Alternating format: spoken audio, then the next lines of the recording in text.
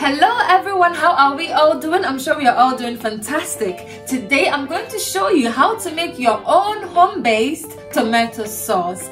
This tomato sauce is a good addition to any meal that requires tomatoes. It's flavorful, it tastes amazing, and the good thing is, it shortens your cooking time. How about that? Let's not waste any more time, let's get straight into it. Let me take you through the list of ingredients, very simple and affordable. Let's take a moment to admire how beautiful these ingredients look. I love colors. Okay, let's get straight into it. Over here I've got some beautiful looking fresh tomatoes. I've also got some pointed peppers, some mixed peppers, some ginger, some garlic, which is totally optional, but if you know me, you know I love my garlic. We've also got some large onions and some coriander, which is also optional, okay? Before we start, we ought to wash our ingredients, so let's get to washing and we'll get straight into it. So this recipe was inspired by one of my YouTube sisters and mentor, sweet Adjeley. I love that woman so much. She posted this recipe some time ago on her YouTube channel. I tried it at home and I loved it, and I decided to share this with you all because it's simply amazing. Thank you so much, sweet Adjeley, for this recipe. It's very amazing. Guys, if you haven't heard of sweet Adjeley, I'm sure you all have. Make sure to check her channel for so many amazing recipes, okay? So as you can see, I've washed all the ingredients clean. All I'm doing now is to chop them up and transfer them into a large pot. You need a very large pot for this recipe, as it's quite a lot. Well, depending on the quantity you're making, I'm making quite a lot, so I'm using a large and deep pot so that when it starts boiling, it doesn't boil over to cause any mess.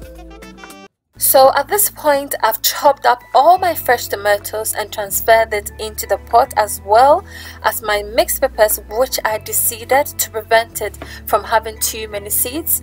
I'll also chop up my 2 large onions, add it to the rest of the ingredients already in the pot, and set it on fire.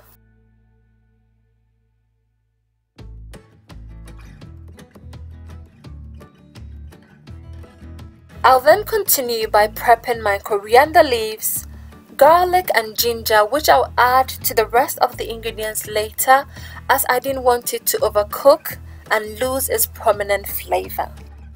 I'll chop my coriander leaves into tiny chunks so it easily dissolves in the sauce and doesn't leave large chunks. I'll also chop my ginger into manageable sizes for easy blending.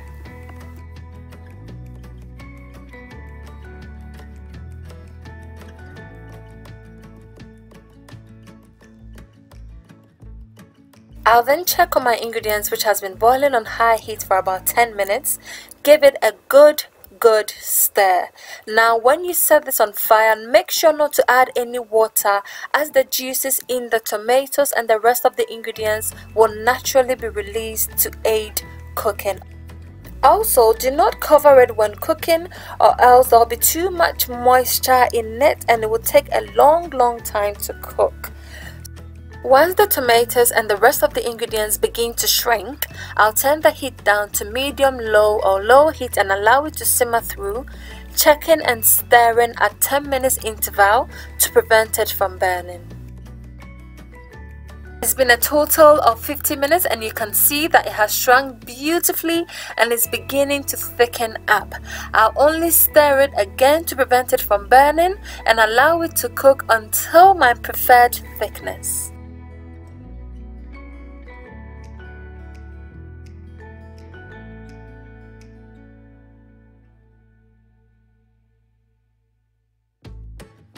It's been a total of 1 hour and 30 minutes and our sauce is ready for blending. It's thickened up to perfection and it looks and smells amazing. My blender is heat resistant, so I'll blend it while it's still hot so that the heat in there will cook the ginger and the rest of the ingredients slightly.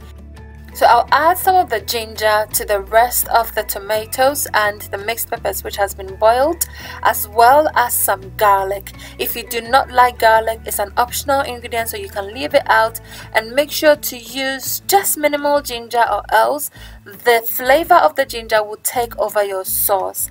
Again, if you do not have a heat resistant blender, I would suggest you wait until it cools off before blending, okay?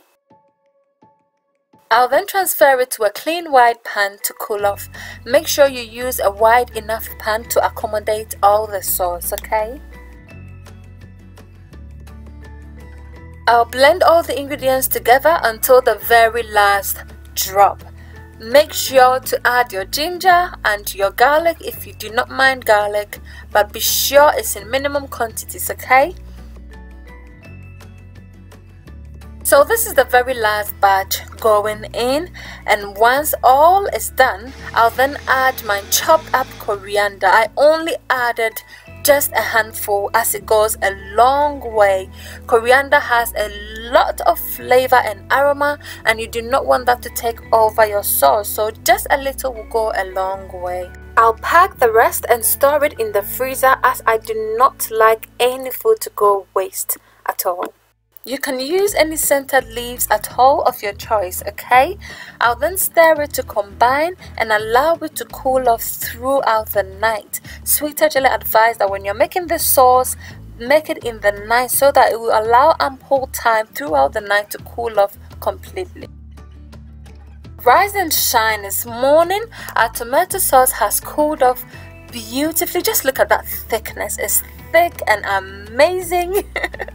I'll serve them into these airtight containers and store them in the freezer. I will store some in the fridge for the ones I'll be using very soon. You can store this in the freezer for up to 6 months or even more, and in the fridge for about a month. I used this sauce for my oven baked jollof, and it tasted so good. There is nothing like homemade food. You know exactly what's in there, no additives, yet it makes your life so easy and spices up your meals because it tastes good. I also used it for my pasta bolognese, and it was just amazing. You have to try this, and you know exactly why I'm urging you all to try. And if you do not try my recipes, then it means all my hard work is just going in vain. So please do try it, and if you do try it, don't forget to tag me on your Instagram status at Debsy's Delight. This is Debsy's Delight. My name is Debbie, and on this channel I showcase a lot of different amazing recipes. If you haven't subscribed, please be kind to subscribe and help this channel grow, as well as click on the little bell so that whenever I post a video you will be instantly notified. Thank you so much for watching. See you in my next video, okay?